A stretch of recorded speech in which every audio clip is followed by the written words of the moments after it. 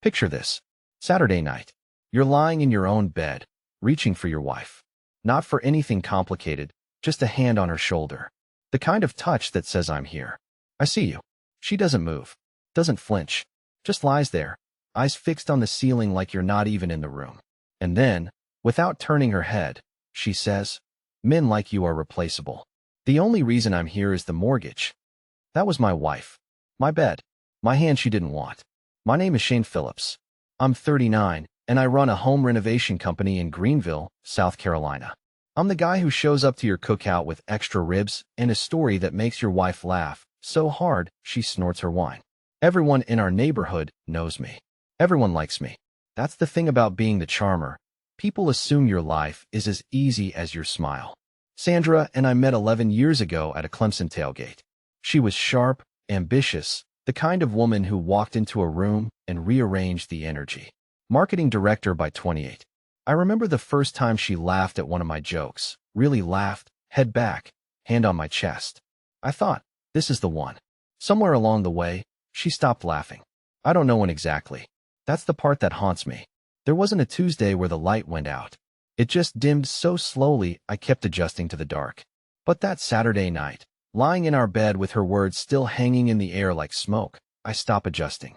"Sandra." "What?" "You just told me I'm replaceable." She rolls over, faces the wall. I said what I said. "Go to sleep, Shane." I stare at the ceiling she was just staring at. Try to see what she sees up there. Nothing. Just paint and shadows and 11 years dissolving into plaster. Here's what you need to know about Sandra in the months before that night. She'd reconnected with her college roommate, Lee Wilson. Lee had just gone through a nasty divorce, the kind where both sides lawyer up and nobody wins except the attorneys. Sandra started calling her every night. Long calls. Closed doors. I didn't think much of it. Old friends catching up. Everyone needs someone to talk to. But Sandra wasn't just talking. She was taking notes. I don't know that yet, though. Not on that Saturday night. On that Saturday night, I'm just a man lying next to a woman who told him he's replaceable, trying to remember when she started believing it. Sunday morning. I make pancakes. It's what I do. I cook when I don't know what else to do. Sandra comes down, pours coffee, sits at the island. "These look good," she says. Doesn't look up from her phone. "How'd you sleep?" "Fine." "Sandra, about last night, Shane." She puts the phone down. Looks at me the way you'd look at a dog that won't stop following you. "I was tired." "Don't make it a thing. You told me I'm replaceable. And you're proving my point by obsessing over it." She picks the phone back up. Scrolls past a headline about the sandpea dropping again. I stand at the stove holding a spatula, pancakes going cold, and realize something. She's not going to apologize. Not because she's stubborn. Because she doesn't think she said anything wrong. 3 weeks later, my uncle Donnie dies.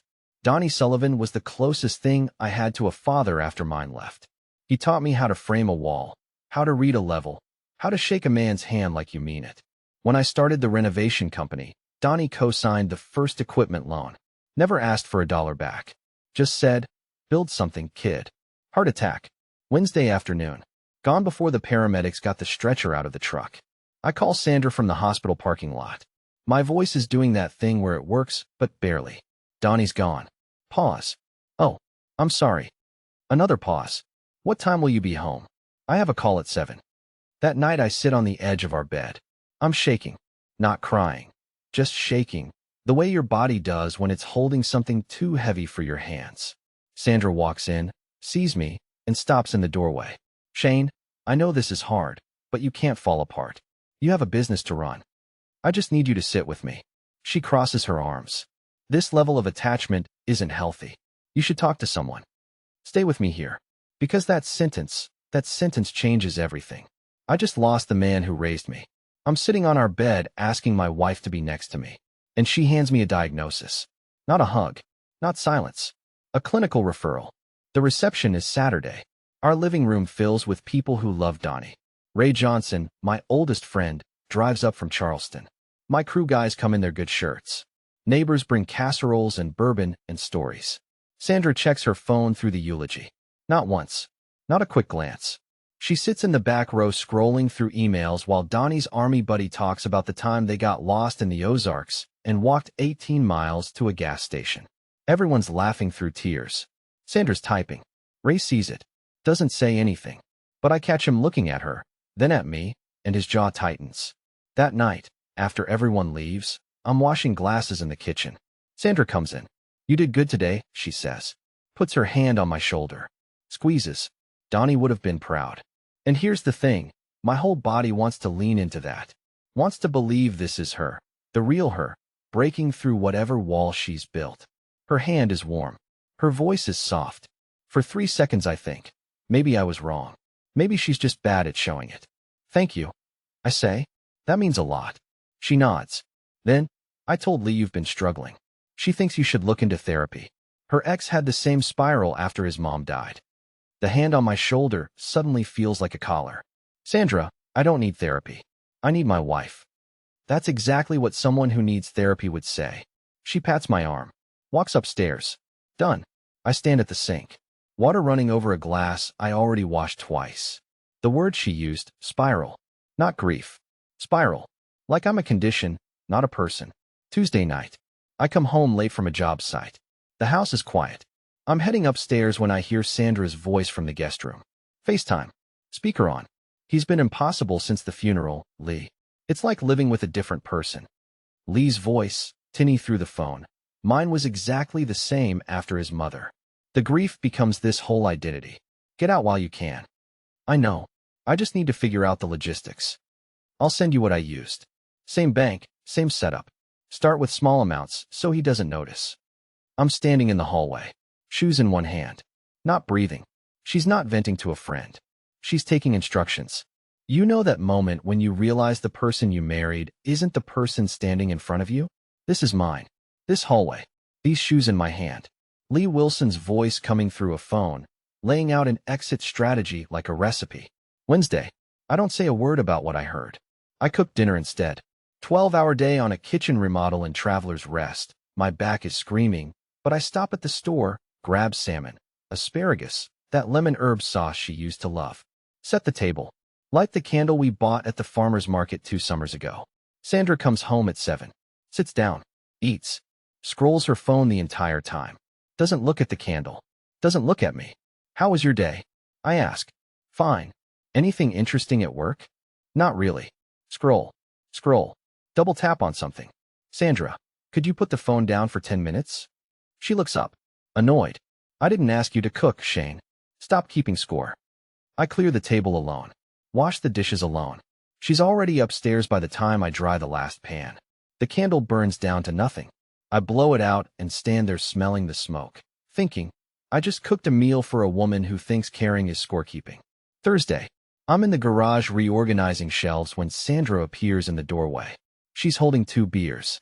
Opens one, sets it on the workbench next to me. "I know I've been distant," she says. Quiet voice. No phone in sight. "Work's been brutal. Lee's going through a lot, and it takes up more of my energy than I realized. I'm sorry." I look at her. She's leaning against the door frame, one arm crossed over her stomach, and she looks tired. Not performing tired. Actually tired. The kind of tired that makes her look like the girl I married before the armor went on. "It's okay," I say, "because I want it to be. Donnie meant the world to you. I should have been there. Really there. Not just in the room."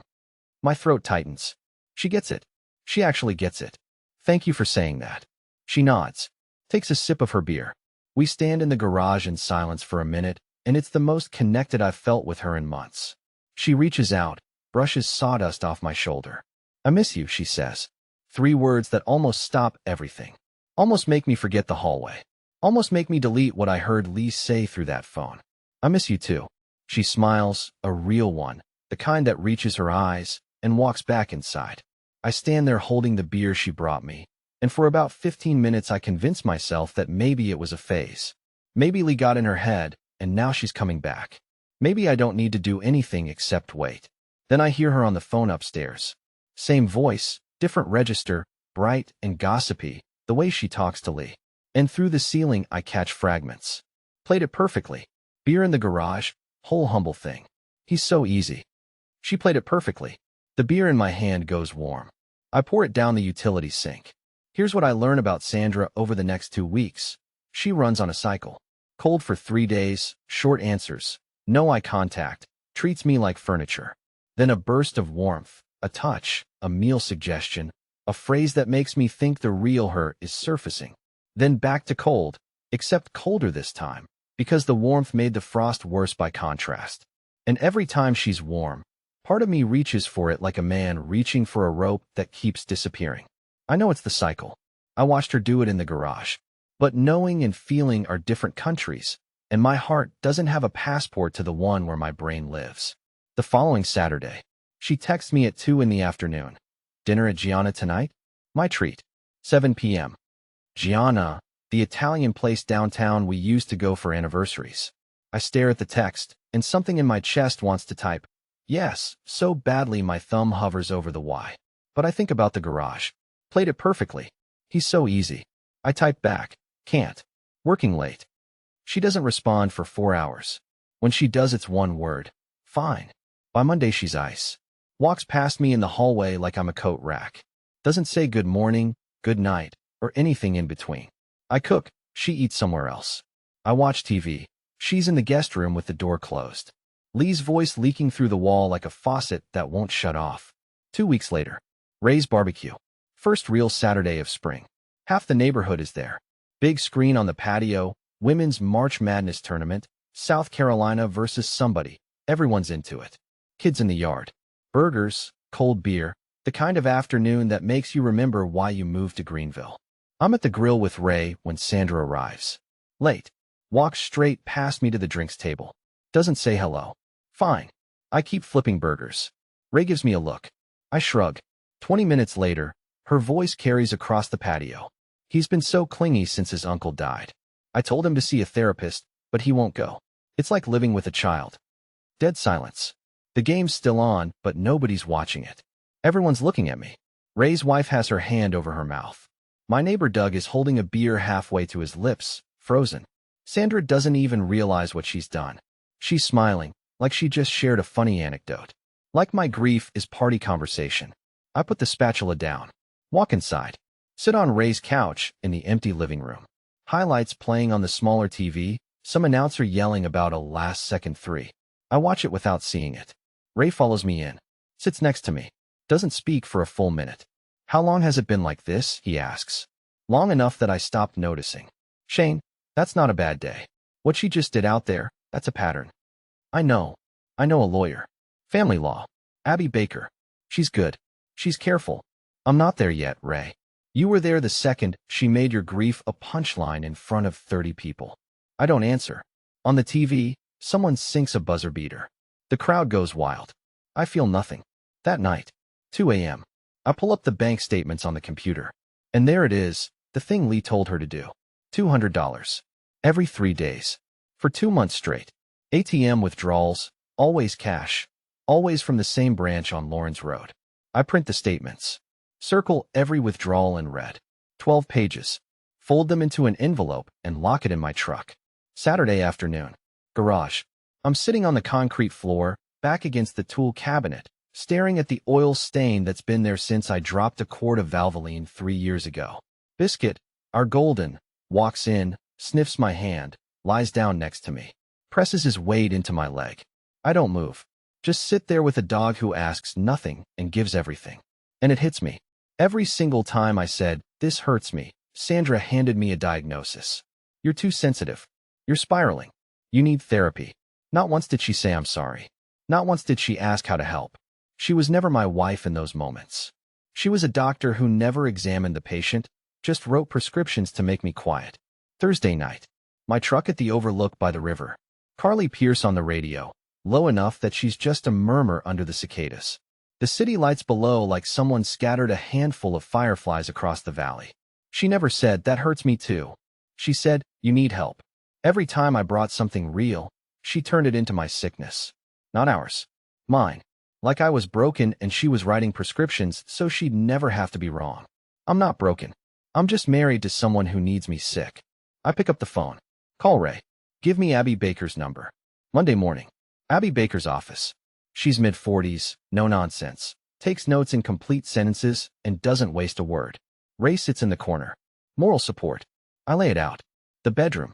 The funeral. The FaceTime call. The barbecue. The bank statements. Abby listens. Doesn't react until I mention the withdrawals and the name Lee Wilson. Same bank Lee used before her divorce? That's what she told Sandra. Same setup. Abby pulls something up on her screen. Leans back. Shane, I've seen Lee Wilson's divorce file. Her ex was a client of a colleague. Same bank. Same branch. Same withdrawal pattern, 200 every few days into a cash account. Lee didn't just vent to Sandra. She handed her the playbook. Page by page. Ray whistles low. Lee went through her own divorce 18 months ago. Abby continues. Used this exact method to build an exit fund her husband didn't see until the papers landed. Now she's coaching Sandra through the same process. I sit there.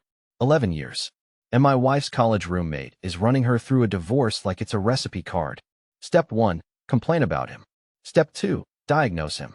Step 3, move the money. What do I do? Abby clicks her pen. You do nothing different at home. Be exactly who you've been. I handle the rest. That week, something shifts. I stop reaching. Not a strategy, I'm just empty. Drained. Done pretending there's something to save. Sandra talks. I respond in short sentences. She suggests plans, I say maybe. She touches my arm and finds nothing there. Tuesday. She makes coffee for both of us. Sets my mug on the counter with a little note. A smiley face drawn on a post-it. The kind of thing she used to do when we were dating. I look at it, look at her, and feel absolutely nothing. Thanks, I say. Drink the coffee. Leave the post-it on the counter. She watches me from across the kitchen. I can see her waiting for something, a smile, a joke, the old Shane who would have turned that post-it into a whole bit. But the old Shane left on a Saturday night when his wife told him he was replaceable. You're not even going to acknowledge it? She asks. I said thanks. You said thanks like you'd say thanks to a vending machine. What do you want me to say, Sandra? She opens her mouth, closes it, picks up her keys and leaves for work without another word. Wednesday evening. She's watching me eat alone from the kitchen doorway. You're being weird, she says. I'm being quiet. There's a difference. You haven't been yourself since the funeral. Maybe this is myself. Maybe you just never noticed. She stares at me. I can see her calculating. Which version does she deploy? She chooses concern. Steps closer. Hand on my arm. Shane, I'm worried about you. I think we should talk to someone. Together. And for a moment, I almost believe her. Her eyes are soft. Her voice has that crack in it that used to mean she was real. I remember a night 7 years ago when she held my face after I lost my biggest contract and said, "We'll figure it out." Same voice. Same eyes. I appreciate that, I say. She smiles. Squeezes my arm. Then her phone buzzes. Lee's name on the screen. She picks it up, walks to the guest room, closes the door. I hear her laugh through the wall. Whatever was real in that kitchen, it left with her. Friday evening. I come home. Sandra's at the table with her laptop, spreadsheets open. She closes it fast when she hears the door. Hey, I was just looking at vacation spots. Thought maybe we could get away for a weekend. What spreadsheet was that? What? Just comparing prices. Looked like a budget. Her face flickers. Half a second. Then the smile's back. You're imagining things. Sit down. I'll make dinner for once. She makes pasta. We eat. She asks about my crew, about the job in Traveler's Rest. She's present and warm and asks follow-up questions. And the whole time I'm thinking about 12 pages of circled withdrawals locked in my truck. I'm not imagining things. I'm seeing them clearly for the first time. Monday evening. Sandra comes home, drops her bag, finds me at the kitchen table.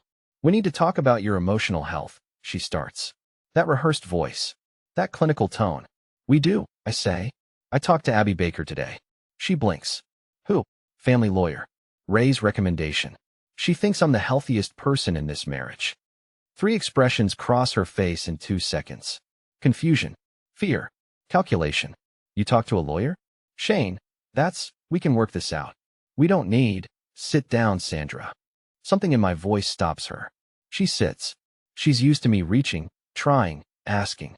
She doesn't know what to do with calm. I slide the envelope across the table. She opens it. 12 pages. Every withdrawal circled in red. Her hands start shaking as she flips through them. Then she hits the last page, the account paperwork Abby subpoenaed. Lee Wilson's name on the signature line. Same bank, I say. Same pattern. Lee taught you well. Her mouth opens. Closes. Shane, it's not what it looks like. Lee said every woman should have her own savings. Every 3 days. $200. For 2 months. Into an account your college roommate helped you open at the bank she used before her own divorce. That's not savings, Sandra. That's an exit strategy. I wasn't going to leave. You told Lee to send you the logistics. I heard you. Tuesday night. FaceTime. Speaker on. Color drains from her face. You were listening? I was coming upstairs. You weren't exactly whispering. She stands. Sits. Stands again. The polish cracking in real time. You don't understand, she says. And her voice breaks, not the rehearsed version. Something raw and frightened. Lee said, she told me this is what smart women do. She said if I didn't protect myself. From what? From a man who cooked you dinner after 12-hour days? From a man who asked you to sit with him after his uncle died? What exactly were you protecting yourself from, Sandra?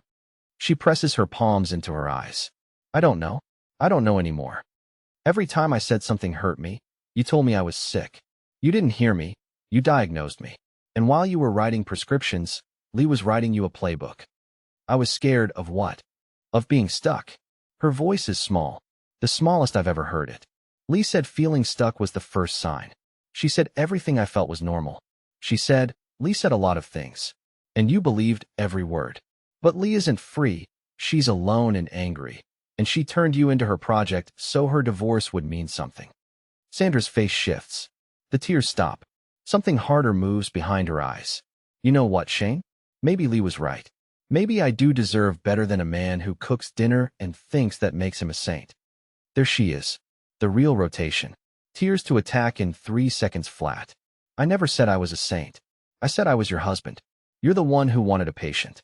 She stares at me. The anger flickers, can't hold. Her shoulders drop. I don't know how to do this, she says. Quietly. Not the weapon quiet. The real kind. Neither do I. But I know how not to do it. And this, what we've been doing, this isn't it. Sandra sinks into the chair. Like someone cut the strings. What happens now, she whispers.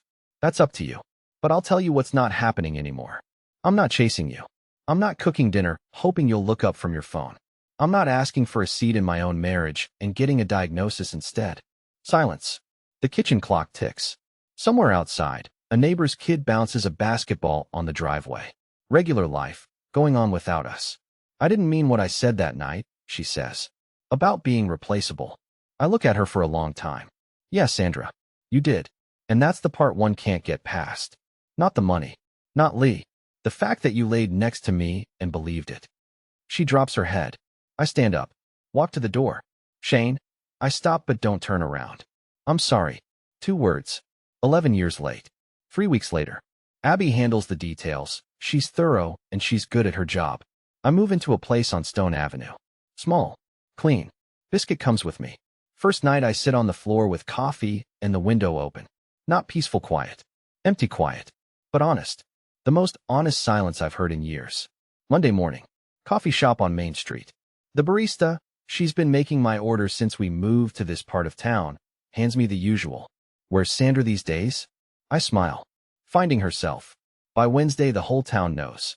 That's the thing about being the charmer. When you walk away, people notice. Sandra is the last to realize how many of those barbecues and brunches and block party invitations had my name on them first.